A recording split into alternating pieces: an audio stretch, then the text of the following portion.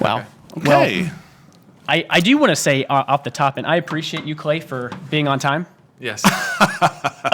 Michael, on the other hand, not Hey. sure I can say the same. All I can say is it's a nice fall day. Not yet. And I had a pumpkin spice latte at Starbucks. Is meeting It's with. too soon. Too soon. Yeah, for so pumpkin that's. spice. I mean, Thank you, Clay. Yes. it was good because that's the thing you kind of drink, right? Is When pumpkin. it's fall. And how far away are we from? Oh, we're fall? close though. I'll let it slide, but I like where your head's at because you're Yeah. in the realm of taste testing, I know. drinks, I know. and we've got the master with us. I guess we should introduce the guest of honor. Hello. There we go. Hello, everybody. My name is Clay. Clay, you know, Just Clay. here's something I said in earnest the other night. I like watching pottery videos because why not? You know what I'm saying? Okay. And I was like, man, I don't agree. I want to learn how to do pottery. I want to learn how to throw clay someday. And I was like, be a clay thrower. And then I was saying this to Chloe, and we were both like, Wow, that is clay so good. thrower. Yeah. You know, so If you look that up on, the first Google search is the shotgun clay throwers that like people shoot at. That's Okay. That's like the first search. That's amazing. And if you're watching video, you'll notice. You'll notice Clay's our second guest we've ever had. Yeah. And also has a mustache like Pastor Joel. So if you want to be on the show, grow out a nice mustache and maybe you'll make it on. I try. Well, tell us about what you got for us taste here. testing. So it's a good segue. So I'm an unofficial energy drink connoisseur. okay, connoisseur or aficionado? Oh my goodness. Sauvignon, maybe. I don't know. Wow. I don't know any of these words. And so I brought two of my favorite. Okay. And so Should we go with the clear one or the amber one first? The amber one was my number one for the longest time. And to give some background, I have had over 700 different flavors of it. Oh my goodness! Do you do these along with the Oreo cookies? I did have the Coke flavored Oreos the other day. Okay, And those all were right. nasty. I will say after this podcast, if you want to hang around, there will be an intervention for Clay's addictions. But I'm excited to try this bad boy. All right, It so smells good. amber. This first? is amber. Amber. Yes. Should have number one on the bottom. Yep, number one on the bottom. Ooh, it tastes like something very familiar, a candy. Ooh. Where's your head at? What is it? Vanilla. No, flavor. no, get out of here. It's like a Jolly Rancher. It's like a An Airhead. Sour Patch Kid. Airhead. You're Sour close. Patch Kid. Close. You're close, but not quite Airhead. as sour though. Think more sweet. Oh man. Almost like watermelon flavored. Oh, it's like Blue raspberry flavor. Is it raspberry? Strawberry? It's a berry. No. we're Are in the we- berry family. I think you're guessing. It maybe is as far as we can take it. Yeah. I'll give you one more sip. Yeah, and I have to be very careful with my sips. So Yeah. Excuses, Michael. It is 5 calories. So Oh man. It's- yeah, There's I'm no more sugar concerned- in that. And how much caffeine though? No, energy drinks don't really have A caffeine, lot. Michael. Like it's only like 2 cups of coffee. Yeah. Yeah, Michael's concerned about he has AFib or Yeah. whatever. I've gone AFib twice. I don't want to do it a third Oh, time. but okay. Yeah. Well, your Yeah. watch should let us know Well, yeah. if something happens. Well, I don't. It's a familiar candy. It's I a can't- very It is Swedish fish. Oh, okay. I can see All that. right. Yeah. Ghost. Yeah, It's yeah. the Ghost is the Yeah. energy drink company, and yeah. it's one of my favorite. Yeah. This also smells familiar. This one has some similarities, but it's Oh. on the other end of the spectrum. Yeah. Maybe. This is another candy we're supposed to be guessing, like a specific. It's candy. more subtle. It's not. This as, isn't Like like a a branded Sour Patch. candy. No.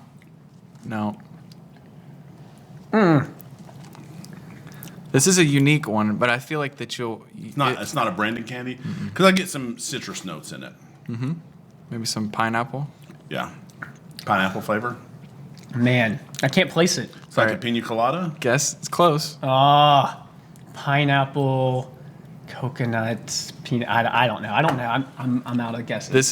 This is Rain's white gummy bear. Specifically a okay. white The gummy The white bear. gummy bear. All right. I'll tell you what. The Swedish fish one. I like this better than actual Swedish fish. I think. I don't really like Swedish fish, but I like this flavor. I'm the same pretty way. good. I don't like the candy, but I like the drink. It's good. And hopefully I've had just enough that I'll talk faster. and I'll match Zach's Boom. speed. Out of control. Well, this is a good way to start and get into Clay Thrower, what we affectionately call not only the energy drink expert, but the Michael Heiser expert as good. well. Wow, hold Very on. good. That's high praise. I don't know if I'm an expert. I have read his book. Compared to us, There we you have go. your PhD in Heiser or Heisler, as I've heard. Heisler, yeah. But Clay, I think you should throw it to the camera. Take us into our intro. Sure. Let's take it to the next level.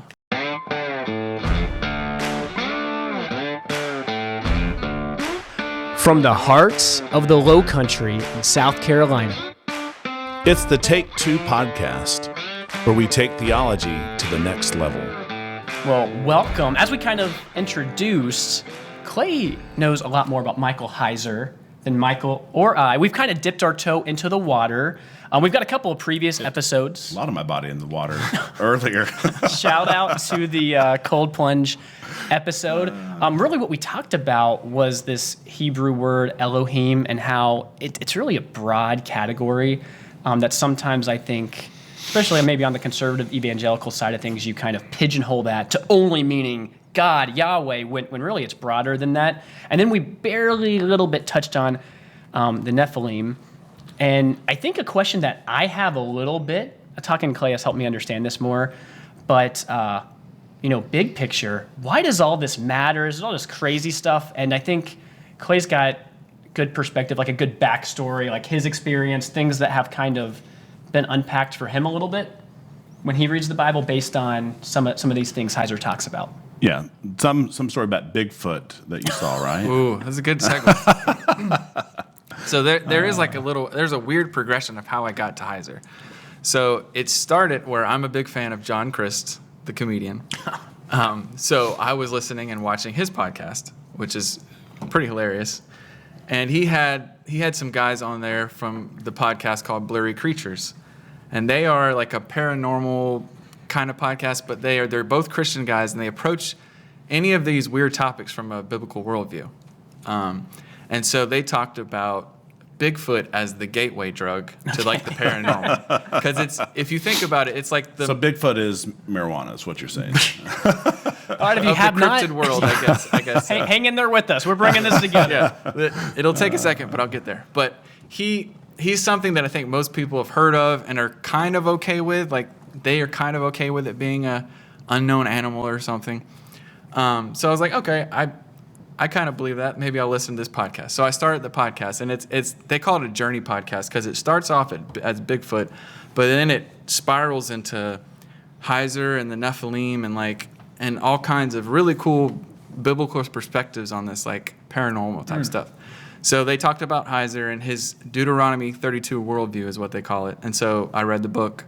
And I think like Zach said, the Nephilim and the biblical worldview of Heiser with Deuteronomy 32 is basically that it goes back to Genesis 6, where the sons of God looked upon the women of men, and their offspring was called the Nephilim, or these giants. And this is a thought that I've been developing over. I'm like 180 something episodes deep into this podcast now, but that these giants, these watchers is what it's called in other places in the Book of Enoch, and there's actually watcher references in the Bible. I think there's like one verse or two that talk about the watcher. It's like this class of angelic being, but that when God cursed the garden and said the seed of the woman shall bruise the head of the serpent or whatever it is. I'm bad with references. No, you're good. I'm You're good. apologize right off the top. Genesis I'm not good 3, yeah. references, but a lot of people believe that was the beginning of what they call potentially the DNA wars, where it's these fallen angelic beings and Satan's attempt to pollute mankind by intermingling with these spiritual angelic entities with humankind. And so I think that was very I've never heard this before. So after doing more research and looking into it, I think that helps explain a lot of the weird stuff in the Old Testament, Dr. Michael Heiser's famous for saying, if it's weird, it's worth looking into. And there's a lot of weird stuff in the Old Testament specifically. And that actually ties into the New Testament. There's some weird stuff in the New Testament that ties back to the book of Enoch and these Nephilim and the Watchers and everything. But I think why it matters, the question that I think it answers is, I think there's a lot of people that aren't necessarily raised in the church or just have visited church and stuff. They look at the Old Testament and they look at the judgment part of the Old Testament, that God instructing the Israelites to like wipe out this entire civilization. I think that the Nephilim, the DNA wars, and the giants kind of answers that question of why he would do that. If you look at it from the perspective that it's God trying to like purify humanity, because there's these hybrids that have come in that they're giants. Like Goliath is a prime example. Everybody knows of Goliath. Yeah, no one has trouble saying, Goliath. King Og, apparently, King Og. he was drafted in our Arkansas basketball draft, Oh, that's right. for 13 or 14 feet tall by Cordell, and so that's his. I think the dimensions of his bed is listed in the Bible or something. Yeah. Wow. Well, and Goliath's brothers are listed in the Bible. Right. So, and then when they go in the Canaan land, the spies say they're as tall as cedars or something to that effect. So I think most Christians are okay kind of with the idea of giants. I think that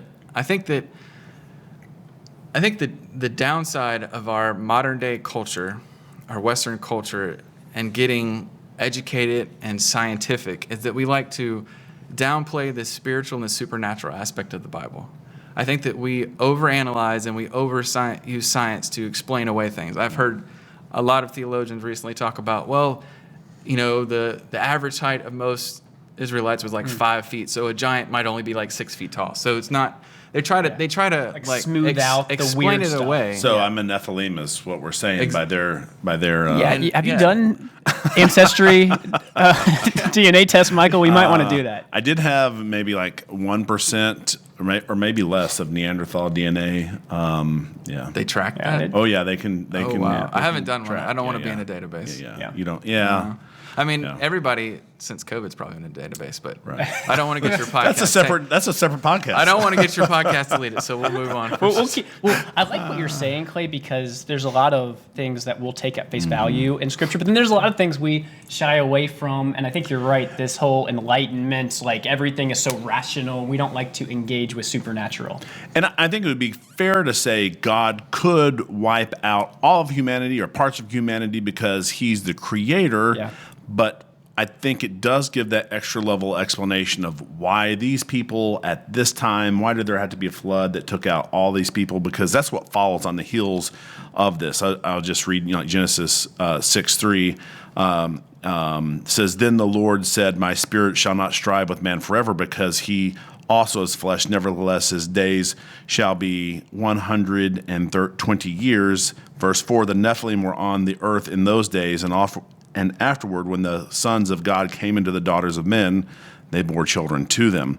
And so, and it says, "These were the mighty men of old, men of renown." So there is, the Bible scripture is telling us that there's some race here that, and we talked when we had our last podcast about, some of the options that people have done, but none of them really seem to make sense of all of the biblical passages, other than this idea that somehow God has allowed demons, some type of spiritual being, to procreate with humans, which is like you said, really goes against all of our scientific and our Western mindset. But that's probably the best explanation we have for those passages. No, that's good. Correct me if I'm wrong, Clay. I've listened to that Unseen Realm book. I didn't read it, so I don't pick up everything. But my understanding is, Heiser's trying to provide this framework. We've got all these data points. He's like someone who's trying to connect the dots. And so Genesis 3, fall, big deal. I think that's very highly emphasized, as it should. Sure. Genesis 6 is almost like another form of the fall. And even Tower of Babel, another version of the fall, kind of. Right. And he kind of lays it out where if we view it in that way, it's not only is Christ the second Adam that is successful, where he failed in Genesis 3, or that we read in Genesis 2 and 3, but that he's also, it's like the people that defeat the Nephilim are like Noah's day, David, Joshua, that it is like a picture of Christ conquering like the spiritual realm too, or kind of like seeing a big picture of Scripture. Right. Yeah. I think that's a big point of Michael Heiser's book is he connects all these dots from the fall, from the Noah's flood, why that tried to wipe out the Nephilim, to the Tower of Babel, and how Jesus comes and he fixes all those points in different ways. One of my favorite parts of the Heiser book, spoiler alert, is the end when he shows how all the different Israelites that were spread out when they came back to Pentecost to Jerusalem, that you can look, and the 70 nations that are listed in the Tower of Babel, they line up, or 72, he says, like there's some kind of like naming difference or something, but it's like Jesus like calling all the nations back to him, all 72 that were dispersed in the Tower of Babel, like at the end. And that's one of the reasons like that Paul was trying to get to Spain, is because Spain was one of the last nations that needed like the gospel, and it's listed there, and that's why he like was so dead set on getting there. It kind of explains that a little bit too. No, that's really good. Can you dive deeper into, maybe we could pull it up, Deuteronomy 32? Because I know there's like some translation issues. The Dead Sea Scrolls like shed some light on that, where if you're in the KJV, it's like sons of Israel or Jacob, but it really might be better translated as, what is it? Sons of God. Sons of God. Elohim or whatever. Elohim. Okay, Elohim. yeah. And so he's getting, and that's where he's kind of getting a lot of this cosmic geography, where there are like the Prince of Persia that we read about in, or we have different countries set up, right? I don't know if you can talk to that a little more too. Yeah. So I think it got more traction and validity when the Dead Sea Scrolls were found, because one of the fragments of the Dead Sea Scrolls is the end of Deuteronomy 32. Where it has the word Elohim. Elohim, yeah. Elohim. Yeah. And so, that his reasoning is when the nations were dispersed, Israel wasn't a nation yet. So, like, why would God divide all the people among the sons of Israel? That doesn't make any sense. And I think the ESV translates it sons of God, but some of them still translate it, I think, sons of Israel, some of the versions. But that makes sense to me, and it also ties to, I think it's Psalm 82. That's the one, that he talks about a lot, yeah. And I think if you look at that part, if you look at Deuteronomy 32 and you look at it in conjunction with Psalm, or you connect the two together, it makes sense. It's like God's not, I've heard theories that Psalm 82 is God talking amongst himself, but that doesn't make any sense. He wouldn't correct himself. Is clearly, to me, the divine counsel, I think is what Heiser would call it. And that would make sense if these beings were put over the nations. They did something wrong, because a lot of the nations fell away or, went against Israel. And so, like, it's him rebuking them. So I think that's, in a nutshell, that's how Heiser comes up with this Deuteronomy 32 worldview. He connects those dots with the Dead Sea Scrolls and with Psalm 82, some of those weird verses that we don't have great answers for, I think, in the past. Yeah, that's really helpful. And just to help listeners out there, what's helped me, based on listening to Heiser, when I'm reading the Old Testament, I'm always on the lookout for, you read Nephilim, be on the lookout for Anakim, be on the lookout for Rephaim, and be on the lookout for even like Zazumim. All the eames. Yeah. It's like that's like where he goes, and he's looking at the geography, and he's like, well, Esau took care of like Moab, and really it's these peoples that are associated with Canaan. Get some of these names, maybe even like Bashan specifically. And I'm a little fuzzy on that. I don't know if that's like on the tip of your tongue. I know. No. I'm just like throwing stuff out there. Yeah, that's a deep cut. No, from what I can remember from the podcast, I don't know if Heiser goes into much of the naming, but there is something with that Raphi, or that word, that etymology of that word, and how that there's all these. I think there's like 10 or 12 giant tribes. I think that people have they name them giant tribes based on the naming of the race or whatever. Because like Gath comes from Rephaim, or like that's like Goliath. It's all right. My understanding was it's kind of like traces that way. Yeah. So I think that's how, and I think there's. I might have put it in the notes. There's some kind of giant wars supposedly in the beginning of the Old Testament, like around Abraham, like maybe before. There's like some kind of giant war, maybe. That's talked about. Are you talking about like with Lot and these kings and? I think so. I think that's what you're talking about. I'm a little blip in the tar, like you know what I'm saying, like all these great kings and Abraham goes rescue Lot. Yeah, I mean I'm very familiar with the Lot getting taken. I had never connected it to there being giants, but I know that they got a lot of folks, and there were 10 different basically tribes that went after these. I think 5 generals that kind of had conquered people, and then they split the money 10 ways, and then Abraham gave all of his 1/10 to Melchizedek, which is also a different podcast. But so I had never connected there, so I need to read that story more closely. I think some of those groups of people were giant tribes. I could be wrong. There's some kind of in this Heiser realm. There's some kind of giant war in the beginning of the Old Testament that they talk about. But to expand on that, like why it matters, I think I think if I didn't complete this thought, I just wanted to get that out there. Is that I think there's a lot of unchurched people that look at, going back to what I said, is that how could God do this? And I think that it answers that question. I think logically, like it's not him just being genocidal. And I've heard the explanation just it's him trying to keep the Israelites separate from, and there probably is some of that, I think, in that. And, to keep them those as cultures separate, were really people. evil. Yeah. I mean, we have very graphic laws that they had in the book. Like, okay, the only reason you'd have this law in the book is because y'all were practicing some very graphic stuff that I won't say here. But so I think there could be more than one reason why. So like even if this panned out to not be the case, God has some good reason, because he, when Joseph went down, he says, I'm going to give them 400 years to repent, but really their iniquity is going to multiply, and then we're going to come back and kind of do a clean slate. But I think this does help make sense, because when they went with the 12 spies went in, what'd they say?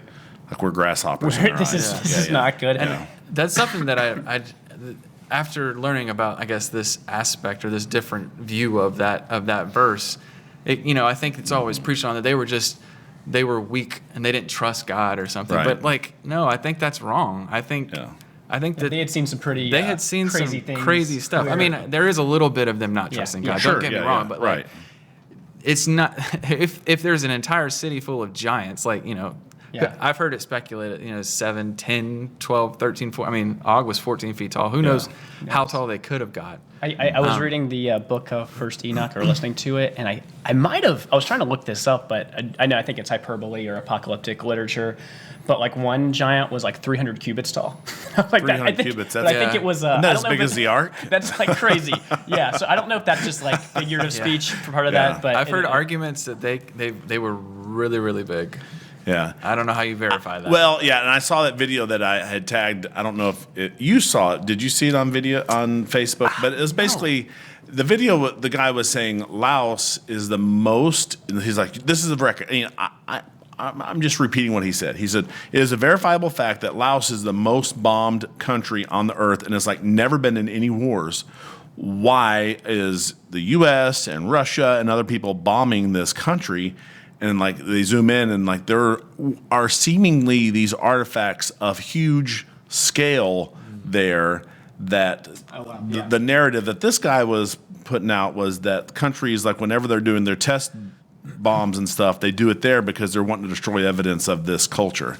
It seems a little bit conspiracy theory, but I mean, I saw a video of things that looked like cups that were probably as big around as this table. Yeah. And it looked like it was a cup. If you want to go into conspiracy theories, I'm your guy. we got one. But just piggybacking off that, have you heard of the Kandahar giant? That was a famous thing that happened in 2009, maybe 2012. But it's like a well-documented military. There was a special forces military group that was in Afghanistan that was in this cave and supposedly had to kill this giant. And there's a testimony of one of the C-17 pilots that flew him out because he flew him back to the States, the body. Wow. And that's I think that's one of the most recent modern day examples that I've heard of. So would you say that sightings of things that sometimes get called extraterrestrial could be remnants of Nephilim still on Earth? Is that what you're... That's a That's a tough loaded one. question. Answer the question, Clay. No, I'm just kidding. Yeah. I think most extraterrestrials. I think that's a different topic. I think Okay. that's more, and the Elohim, like just straight up demonic activity. I think it's demonic or angelic. Like I think there's angels in the Bible that had to get around from places to places. Yeah. I don't know what else you had in mind. I took your notes Ooh. and gave it to ChatGPT. Wow. And then I asked, what are some common objections that would get raised against So this I have viewpoint? to defend my point. Well, I thought it'd be good for us to discuss because we're on your side, Clay. But Are you? I think so. Speak for yourself, Mike. So one of the objections was that the Bible presents a monotheistic view, and this divine counsel could be interpreted as lots of different gods. And this was like one of my first, when I first heard people calling it's the divine counsel, I was like, no, there's one God, 3 persons, there's only one divinity. So how would you answer that if someone gave you that objection? That's a good question. And that I had that same response, I think, the first time I heard of Heiser's work and this divine counsel. I was like, whoa, hold on. There's equal beings to God. That's not right. That's heretical. That can't be true. Right. And we would have still affirmed that today. And 100%. Yeah. But I think there's a level of divine beings that are higher than the angels potentially. But God is I think that you might have said this in your podcast, is that he's the holy of holies. He's the God of gods, like God. Right. And all of those would be Distinction between the main God as opposed to the sons of God. right. And all of those would be created beings. Yes. Yeah. He's the only non-created being. And I think what the thing is, and I agree with you, I think the problem is the slide of language and how we use language, because for us in American English, divine just means the uncreated creator. And so to give that adjective to someone else, we all have this. So if you read divine counsel, we're not saying that there's more than one, there's someone that's on the equal plane of God. Right. And Heiser does a good job of saying there are different levels of angels. We see that. Seraphim, we see cherubim, messenger angels, archangels. We don't get like a biological taxonomy of them. And again, in English, we kind of just say angel over all of them. But that may be not being true to the levels that we see there, even though we don't understand all the levels that are there. Okay. Next objection. Psalm 82 and its context could be something other than the Elohim. It could be, rulers. I think we talked about this, or judges who aren't doing their job. So how would you say that? What would you? Jesus' reference in John 10:34 could imply that gods was not a divine being, but just humans. Like it's sons of gods, like how people say Yeah. sons I would have to like really look at the verses and see any of the nuances that would. I feel like that it is leaned heavily towards divine beings and not humans. Right. I mean, I think. Well, talking this out loud. I mean, it says you will die like men. Right. Why would it say that if they were already men? Right. I mean, I think that's the biggest point. No, that's good, and I think it helps you make sense of like weird passages, like that. We talked about it on our last podcast we did on Heiser, I think, but that 1 Kings 19 passage where Ahab's there, and it seems like Yahweh is up there, and like, what should we do with Ahab? And like one of the divine councils is like, oh, let's put a lying spirit in him. He's like, all right, I'll allow it. Or it seems like God uses means in the spiritual realm, just like he uses means in the human. I think that's a good point. I think that's where the council, I think, comes into play. Like God is in charge of it, but he's still interacting and like getting not opinions, but like he's giving other beings like options and discussing things and like what should we do here? Kind of like you said. Like I think there's a passage where he stretches out his hand over somebody to like cause an issue or something like that. Is a specific verse. So. All right, I got 2 more objections because some of them are related that we've already answered, kind of. But what about when Paul is in 1 Corinthians and he's saying, people get all hung up about this meat that's being given over to idols, and we know that the idols are not even real. That's not even a real thing. It's really in someone's mind. Could someone object to say that these so-called gods are really, they don't have any divine power? They're just made up in people's minds. Do you have that passage, Michael, on you? Here we go. I do. 1 Corinthians 8, 4 through 6. Yeah, read that for me. Yeah, so I will read it starting which verse? 4. So Yeah. then, about eating food sacrificed to idols, we know that an idol is nothing at all in the world, and that there is no God but one. For even if there are so-called gods, whether in heaven or on earth, as indeed there are many gods and many lords, yet for us there is but one God, the Father, from whom all things came and for whom we live, and there is but one Lord Jesus Christ, through whom all things came and through whom we live. Yeah, I think that I've discussed this with my brother. I think that the gods in the Old Testament, now, if they were physical beings or if they were beings that inhabited other people or idols themselves, like there was something there. I think that people don't just sacrifice their children to wooden statues, right? I think they don't do all these crazy rituals to like something that's not there. I think they were actual beings. And I feel like maybe growing up... Do you think that those beings could be influencing modern day cultures to sacrifice their kids for prosperity today? I think so. I mean, it seems... I think, yeah. I think I've heard arguments that Jesus' work on the cross like stifled some of their influence, like it didn't necessarily stop it altogether, that he's going to do that when he comes back. Right. But I think that might be some of the reason where we've seen some of that mysticism and supernatural like being, ushered out of our culture, is because like some of that influence has died down. It's not as strong as it once was. Right. But I argue that at the beginning it was very strong. Like, I mean, like I said, people wouldn't have done all this in the Old Testament if there wasn't something behind it. Yeah, and I think it's fair for Paul to say this physical object is nothing, but it doesn't mean that there's not a spirit that could be, deceiving people about this physical object type of thing, because we know that there were demons that Jesus casted out, and so I don't think that would make sense of the passage.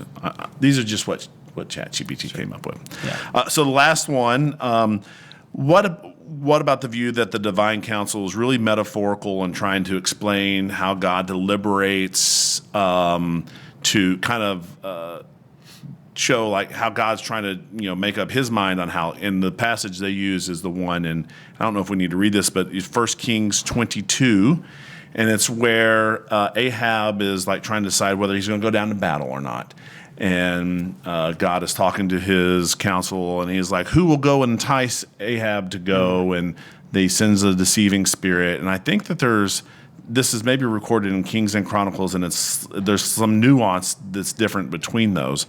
But do you think it's reasonable to interpret this as all just God explaining how he goes about deciding something to people?